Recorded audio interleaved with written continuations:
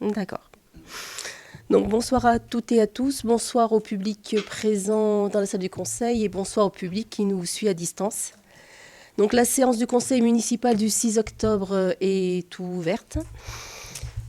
Je vais vous donner les procurations. Donc nous avons donc une seule procuration, Francis Dietrich, qui donne procuration donc à Sylvie Chabani. Donc je vous fais passer la liste d'émargement.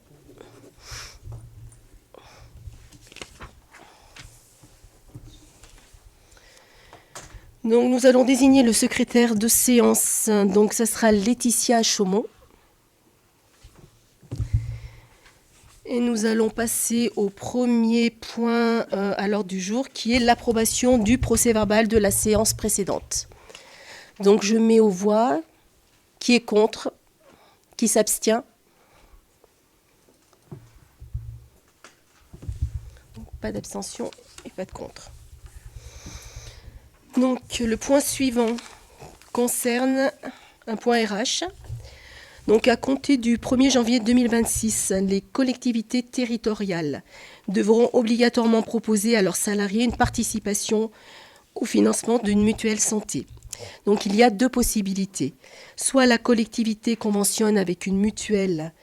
Et donc pour bénéficier de l'aide financière, les agents doivent souscrire au contrat qui sera proposé par la collectivité. Soit la collectivité ne conventionne pas avec une mutuelle et verse l'aide aux agents qui souscrivent un contrat auprès d'une mutuelle labellisée par une autorité de contrôle qui valide le niveau de couverture minimale qui est adapté aux besoins des agents de la fonction publique territoriale. Donc il y a ces deux possibilités. Et compte tenu des garanties proposées, donc la commune de Champsaudrac a fait le choix de rejoindre le contrat groupe souscrit auprès de la MNT par le biais du CDG 38. Le contrat groupe mutuelle santé s'adresse aux agents actifs, fonctionnaires ou aux agents contractuels de droit public et de droit privé. Chaque agent peut décider d'adhérer ou non à titre individuel aux garanties auxquelles il souhaite souscrire. Ceux qui choisiront de ne pas souscrire de contrat mutuel dans ce cadre ne pourront pas prétendre à une aide financière de la collectivité.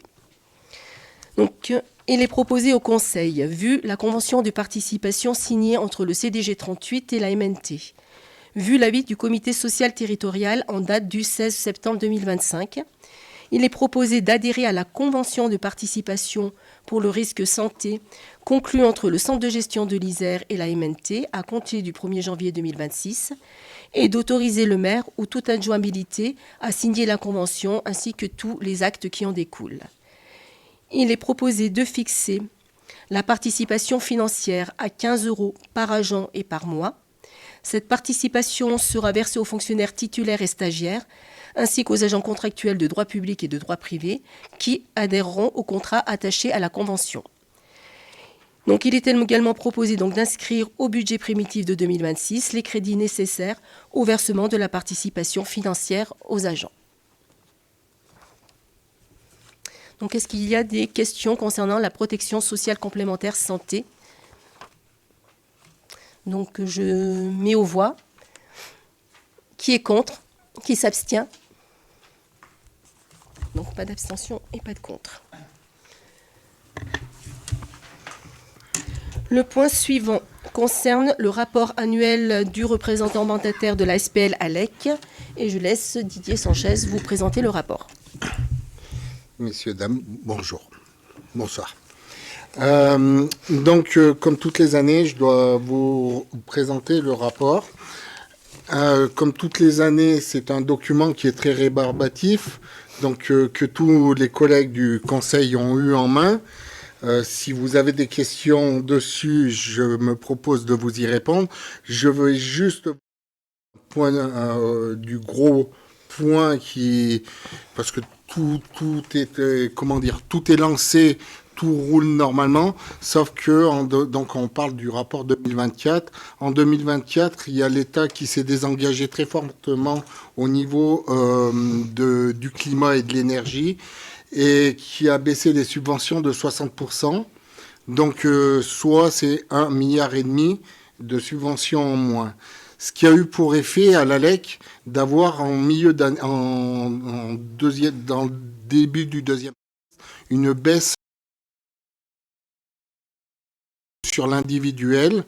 Et comme ils fonctionnent en fonction des demandes, ils avaient quand même les charges des employés. Et du coup, on se retrouve avec un bilan négatif. Alors, c'est pas catastrophique. Il y a moins 132 000 euros sur l'année 2024. Mais ça va s'expliquer, en plus de cette baisse, par un redémarrage en fin d'année des demandes qui ont été payées sur le début 2025. Du coup, nous, quand on a eu ce rapport, déjà, on savait qu'ils étaient revenus à l'équilibre. Voilà, c'est juste ce qu'il faut surtout retenir de ce rapport. Moi, c'est ce que je vous dis. Si vous voulez que je vous lise la délibération totale, je vous la lis, elle fait 10 pages. Le rapport, il en fait 40. Ce que je vous propose, par contre, sur le document, c'était le murmure, non? Oui. Ouais. Non. Non, bah ça fait rien, parce on va passer les diapos suivantes. En gros, le murmure métropolitain stagne toujours. Des difficultés, de la métropole qui ne veulent pas assouplir non plus les critères de sélection. Donc, on stagne toujours. Et le murmure, toutes les années, Champs-sur-Drac, on a nos 2 maisons qui sont demandées. On n'a pas d'immeubles qui font les demandes parce que les immeubles qui sont concernés, beaucoup de copropriétés, du coup, vu le prix, ne font pas appel au murmure. Donc, toutes les années, on voit, nous, on a nos 2 maisons, nos 2 demandes et nos 2 suivis qui sont. Au niveau métropolitain, ça se tient aussi d'une année sur l'autre. Mais voilà, ils s'étonnent qu'on n'avance pas, mais ils font rien. De toute façon, il faut avoir toujours 3 critères pour avoir droit à une aide. Et on n'arrive pas à faire bouger les choses. Toutes les années en assemblée à l'ALEC, on dit il faut faire évoluer, mais on n'y arrive pas. Donc on revient. Désolé de te faire de la gymnastique. Ce que je vais faire, c'est que la semaine dernière, on a eu le bilan de l'ALEC sur 2024. Donc j'ai extrait quelques slides, donc quelques diapositives. Donc ce qu'il faut retenir, et je remercie autant les services que le personnel, parce que c'est vraiment grâce à tout le monde qu'on en arrive là.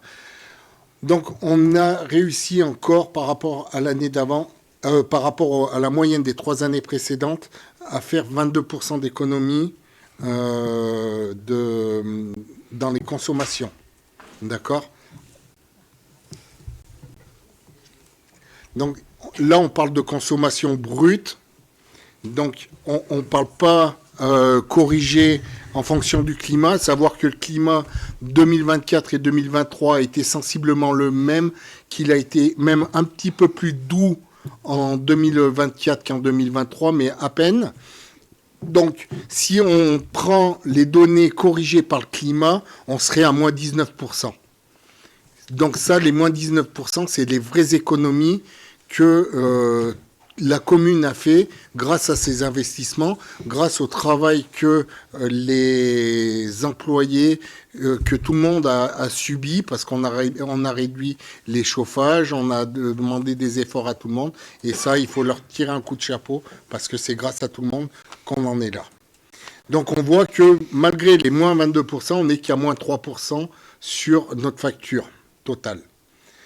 Donc là, vous avez les différentes... on voit bien les 2 courbes, la courbe plus les petites barres année par année. Voilà. Là, on voit la diminution par fluide, donc au niveau gaz naturel, donc toutes nos chaudières, l'électricité en bâtiment, quand on est en diminution aussi, l'éclairage public avec les différents investissements qu'on a pu faire. Donc 2024, c'était plus sur sur donc la fin d'année 2023 où on a fait les LED sur le village et Combes. Et puis les véhicules, donc les véhicules, on parle électricité, gaz, gasoil et GPL. Donc, excuse-moi, donc on voit bien le pourcentage et on parle toujours pour réguler sur les 3 années précédentes. La diapo suivante. Voilà. Donc, les indicateurs métropolitains. Donc, en premier, vous avez la commune en vert. En bleu, vous avez la consommation moyenne que l'ALEC traite sur la métropole. Alors, c'est 2023, parce qu'ils n'ont pas toutes les données, parce qu'il y a des fois des factures qui sont reportées. Donc, ils n'arrivent pas à avoir toutes les données forcément pour 2024 sur l'ensemble des communes qui gèrent. Donc, à savoir que les communes gérées par l'ALEC, il n'y a pas les grosses communes de type Grenoble, Échirolles, Saint-Martin-d'Hères, parce qu'eux ont leur propre service qui traite tout ça. Et la moyenne nationale, ils n'arrivent pas à avoir une moyenne nationale depuis 2018 correcte. Donc on voit les différents, le kilowattheure par habitant, le prix par habitant en euros, et chaque fois on a le taux de CO2. Après, pour les divers bâtiments, l'éclairage public et les véhicules, on voit que par rapport aux données de l'ALEC et aux données nationales qui sont 2018, donc c'est avant crise, c'est à prendre avec des pincettes, hein. Mais ils ne savent pas faire mieux actuellement. Là, le coût de l'inaction, donc celle-là c'est pareil, on l'aime bien, parce que si on n'avait rien fait depuis ces dernières années, on aurait payé 96 000 € en plus de factures, toute énergie confondue. Donc les actions réalisées cette année avec l'ALEC, donc en plus du bilan énergétique, on a la rénovation de la mairie, donc ils nous ont aidés à monter tous les dossiers. Le décret tertiaire. Donc le décret tertiaire, pour faire rapidement, c'est l'État qui nous impose de réduire nos économies d'énergie. Donc au travers du bilan énergétique, on voit les gros consommateurs sur la commune, les bâtiments qui consomment le plus. Du coup, on peut cibler là où il faut intervenir pour gagner le maximum de pourcentage d'économie d'énergie. Parce que d'ici 2030, on va avoir un gros pourcentage déjà, mais on est déjà très bien parti. La nouvelle école, donc les aides financières pour le fonds chaleur, et pour la nouvelle école, ils ont travaillé avec nous pour les panneaux photovoltaïques. Donc tout ça, c'est compris dans le forfait qu'on leur paye toutes les années. On ne rajoute pas d'argent, parce qu'on peut leur demander sur un projet ciblé d'intervenir, mais ils vont nous facturer en fonction du nombre de jours travaillés. Là, ils ne nous demandent rien en plus, et à savoir que par rapport à ce qu'on paye, ce qu'ils nous font comme travail, on est vraiment pas cher. Ils sont vraiment pas chers. Voilà. Et donc, dans les actions à venir, donc la rénovation, on va continuer à chercher des certificats de montage de dossier pour les certificats d'économie d'énergie. On va se mettre en conformité pour le décret tertiaire. C'est un gros travail que nos services ont à faire, et donc avec l'épaule de l'ALEC sur laquelle se reposer, c'est vraiment une bonne chose. La nouvelle école maternelle, quand on voit toujours opportunité photovoltaïque, c'est plus rechercher les opérations d'autoconsommation collective. L'autoconsommation collective, c'est-à-dire que l'école va consommer ce qu'elle va produire, mais quand l'école est fermée, il va falloir, cette électricité, on peut la redéployer sur les bâtiments communaux. Donc sur les bâtiments communaux, ça va englober pratiquement tous nos bâtiments communaux, à voir qu'on cible lesquels mettre en priorité. Donc ça, c'est pareil, c'est le travail qu'on va demander à à l'ALEC. Donc la loi APER. La loi APER, c'est couvrir les parkings d'une certaine surface, de leur mettre des photovoltaïques. Donc on va voir sur quel parking, on sait déjà plus ou moins les parkings, parce que c'est pas bien compliqué, il faut qu'ils fassent plus de 1500 mètres carrés. Donc pour rentrer dans la loi APER avec une obligation. Donc ils vont nous aider aussi à travailler là-dessus. Et mise en place d'une GTB, donc ça c'est déjà pour le gymnase, ça a déjà été travaillé en commission travaux il y a quelques temps. C'est vraiment parce qu'il faut changer. Dans nos plus gros consommateurs, bien sûr, on a le gymnase. Et avec un système de chauffage vieillissant et obsolète. Donc il faut qu'on travaille là-dessus. Et puis une GTC communale, GTC c'est pour piloter, avoir une centrale de pilotage sur l'ensemble de nos bâtiments pour piloter au degré près, mais sans avoir à se déplacer bâtiment par bâtiment. Voilà, si vous avez des questions sur le rapport qu'avaient mes collègues, tout confondu, voilà.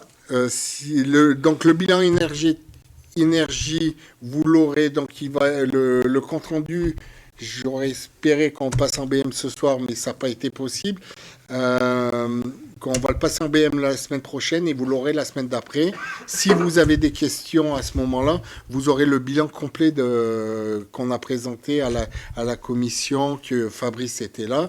Donc s'il y a besoin de compléments d'informations, que ce soit Patrick Michel Mazan ou moi, on sera toujours à votre disposition. Voilà, donc ça ne fait pas l'objet d'un vote, c'est juste un rapport. Merci. S'il n'y a pas de questions, on va passer au point suivant.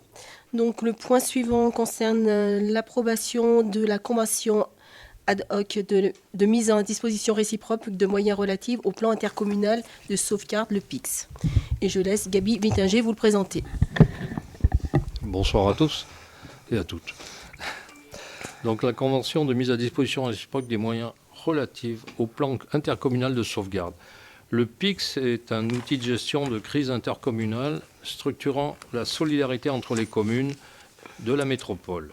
Il repose sur un partage coordonné des ressources, formaliser les conventions précises et permet une réponse rapide, solidaire et organisée en cas d'événement majeur.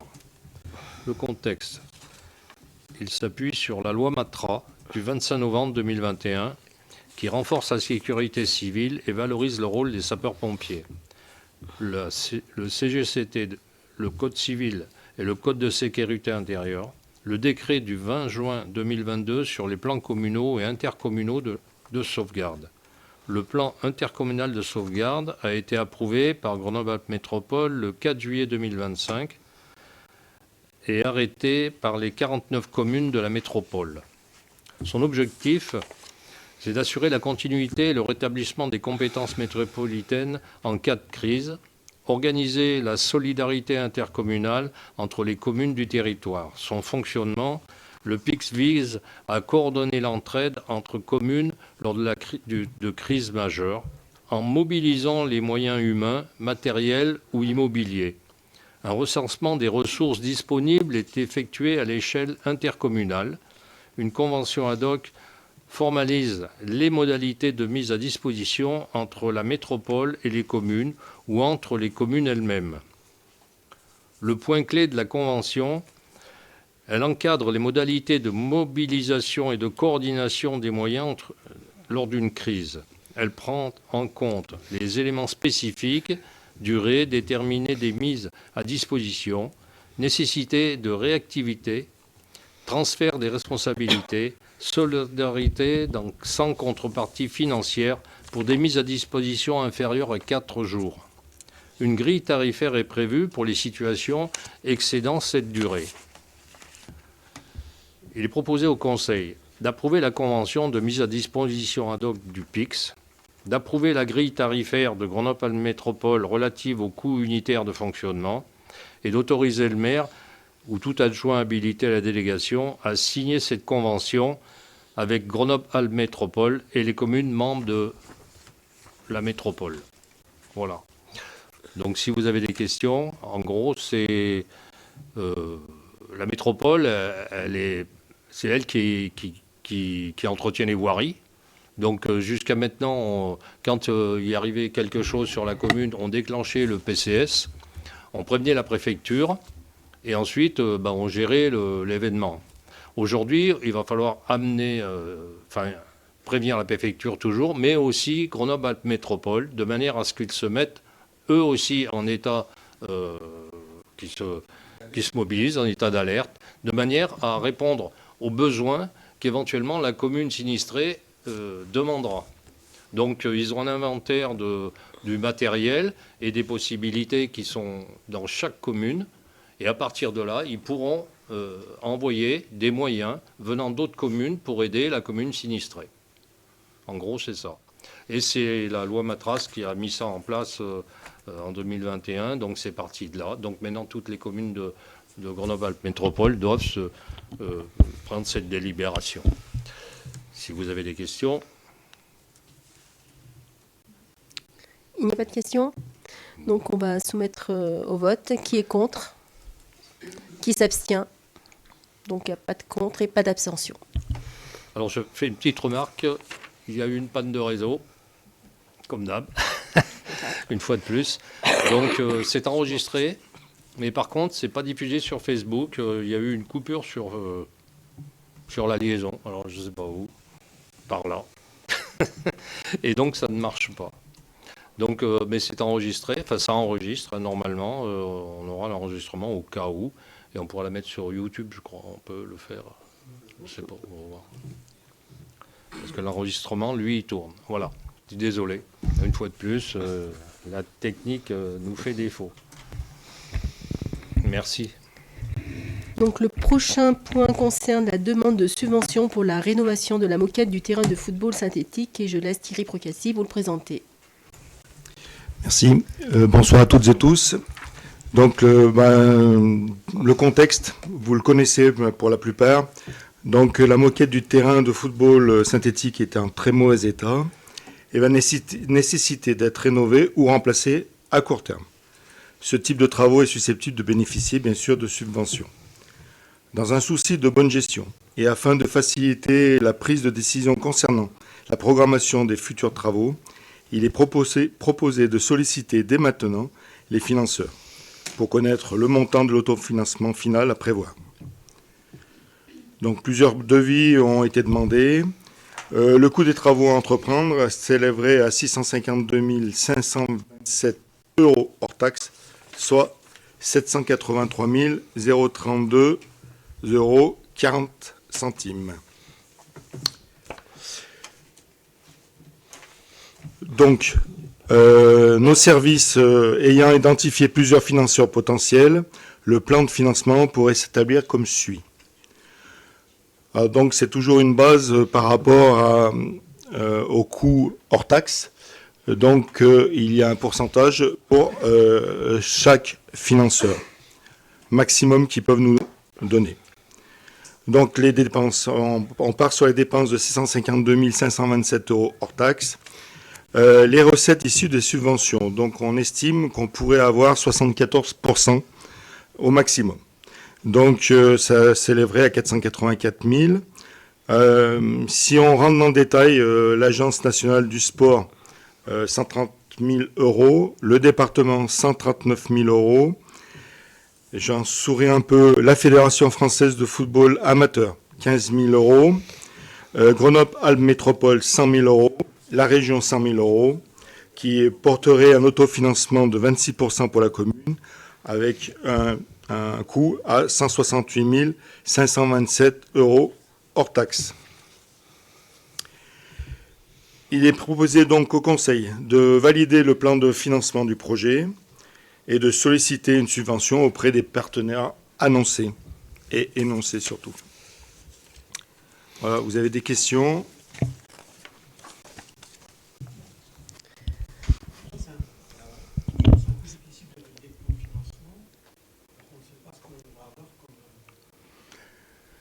Donc là, sur les devis. Sur les devis, on a fait un appel, bien sûr pour avoir des devis. On a bien sûr pris le devis le plus haut, bien sûr, pour avoir le maximum de subventions, puisque on nous donnera jamais plus qu'on a demandé. Par contre, c'est toujours souvent revu à la baisse et jamais soumis à la hausse. Donc on prend toujours le devis le plus haut et on fait nos demandes. Voilà. Et par rapport à ce qu'on aura, on financera un terrain par rapport au financement pour pas aussi être de pas trop financer, que la commune finance pas trop une partie du terrain. Parce que c'est quand même des coûts importants qui ils reviennent, on va dire, tous les 15 ans. Donc voilà. Donc si on peut bénéficier de subventions, tant mieux. Même si tous ces partenaires aussi des diminutions de coûts pour eux aussi. Donc les distributions sont moins importantes. Oui, c'est prévisionnel de toute façon. C'est prévisionnel, c'est pas le plan de financement définitif en fait. C'est surtout. C'est pour ça. Cette délibération va nous permettre de demander les subventions. Voilà, c'est un formalisme. Voilà. Donc si on a tout ça, tant mieux. Et puis si ils répondent favorablement, on aura le projet et on le fera rapidement. Sinon, on verra pour la suite. Mais en tout cas, la moquette, vous le savez, elle a 15 ans, donc elle est bien fatiguée. Et surtout sur la période Covid où il y avait pas mal de choses qui se sont passées dessus. Et à force de réparer, voilà. Donc je sais pas, tu passes... S'il n'y a pas d'autres questions, donc on va soumettre au vote. Qui est contre? Qui s'abstient? Donc pas de contre et pas d'abstention. Merci.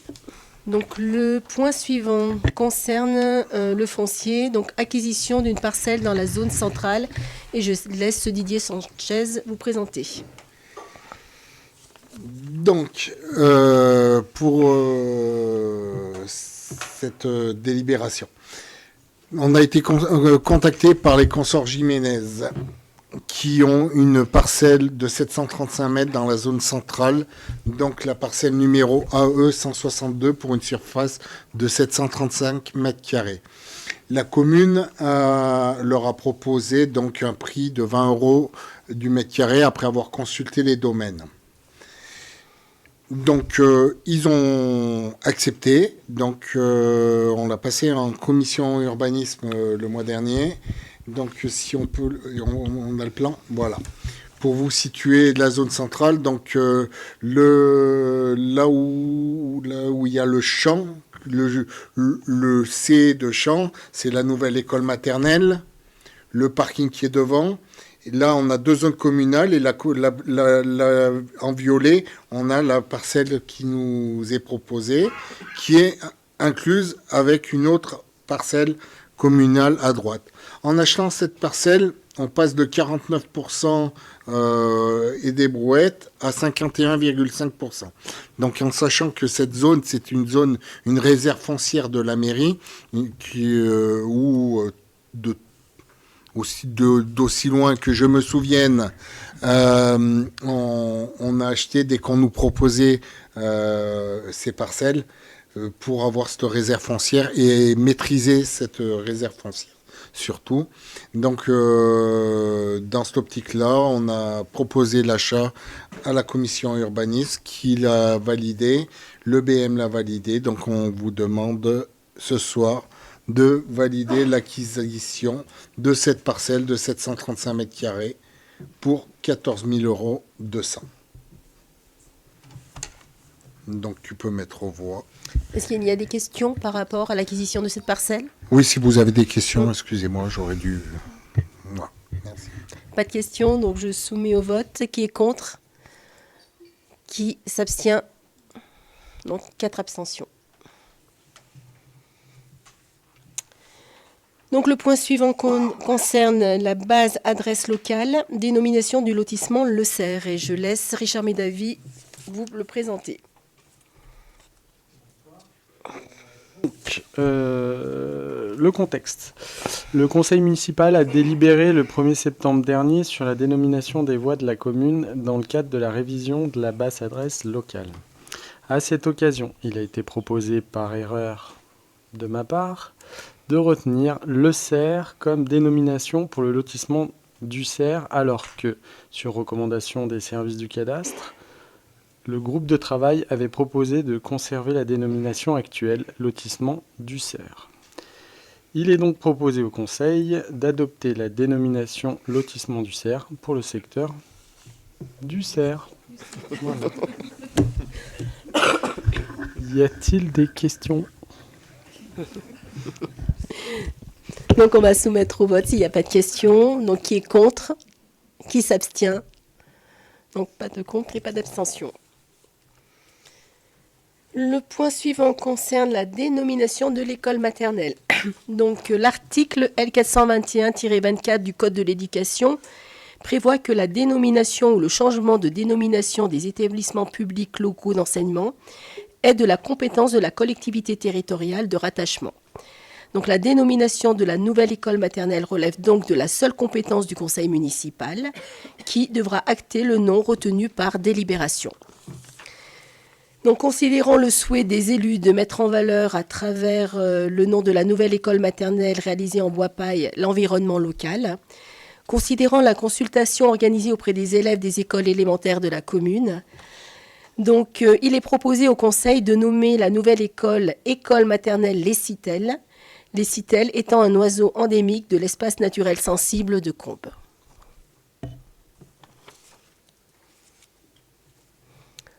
Est-ce qu'il y a des questions par rapport à... Bon, voilà. Donc, je soumets au vote. Qui est contre? Qui s'abstient? 4 abstentions.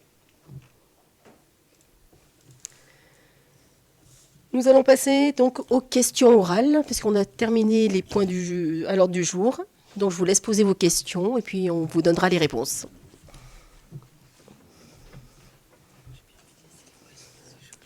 Bonsoir. Alors, notre question porte sur la gestion et l'avenir des cimetières. Une augmentation de la surface du cimetière de Fontfrèche était prévue. Qu'en est-il? Quelle procédure de gestion des tombes abandonnées est en place actuellement? Et très concrètement, combien de tombes sont concernées, renouvelées, définitivement abandonnées et remises à disposition? Donc, l'emplacement pressenti donc, pour l'extension du cimetière à Fontfrèche est grévé de contraintes réglementaires qui ne permettent pas l'extension sans modification du PLUI. Le choix a été fait d'engager dans un premier temps une procédure des concessions en état d'abandon.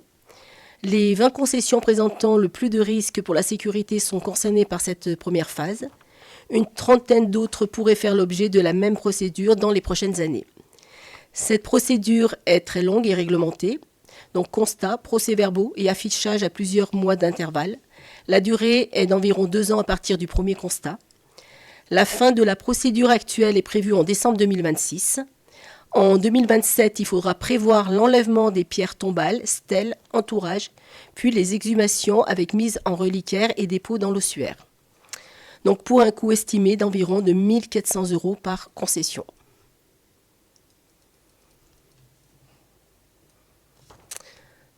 Donc nous avions une deuxième question orale.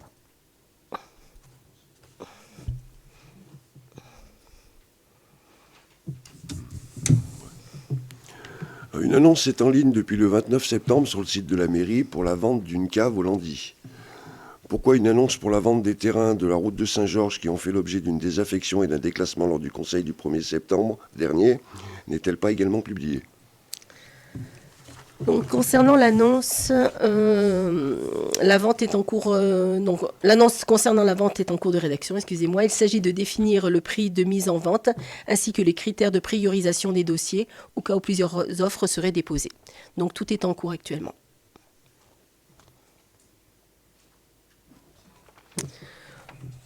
Donc, je vais vous faire part d'une décision prise en vertu des délégations du Conseil au maire.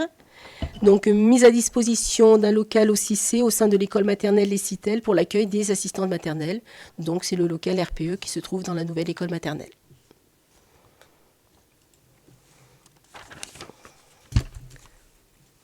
Donc, l'ordre du jour étant terminé, on va arrêter l'enregistrement, puisque voilà, c'est pas retransmis. Voilà. Donc, merci à tous. Donc, bonsoir au public qui est présent et bonsoir également au public qui nous suit à distance. Et, ah oui, mais je ne l'avais pas vu. Merci à Jean-Paul Hémès, donc correspondant du Dauphiné Libéré, qui est présent. Mais il s'est caché, au fond, je ne l'ai pas vu.